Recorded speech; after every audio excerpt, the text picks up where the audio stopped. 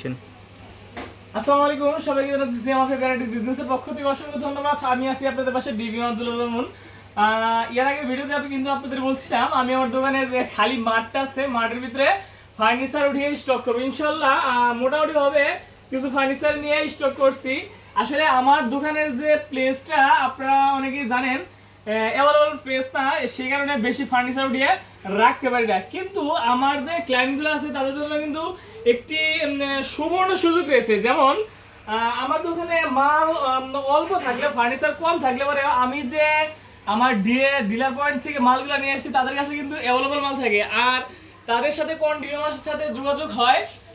আপনারা আমার দোকানে শুধু একটা দুটা মাল রাখি জাস্ট শুধু স্যাম্পল দেখানোর জন্য, আর এই স্যাম্পল দেখিয়ে মানে একটা কাস্টমারকে বোঝানোর জন্য এই সাইজের মালগুলো হয়। কিন্তু শত শত ডিজাইন দেখিয়ে কিন্তু আমি আমার ক্লায়েন্টদেরকে এরকম ফার্নিচার দিতে পারবো, যে কোনো জিনিস, যেমন খাট, সুকেস, আলমারি, ড্রেসিং টেবিল, শুধু তাই না আরএফএল, আকিস, এই সমস্ত ফার্নিচার আইটেম কিন্তু আমি খুবই ভালোভাবে আমার কাস্টমার দিতে পারবো।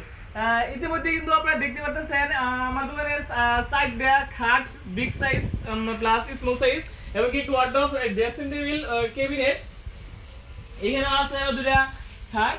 যাই হোক, আমার দোকানে এসে চয়েসের জন্য কাস্টমার ফিরে যাবেন ইনশাল্লাহ, আমি আশা করি।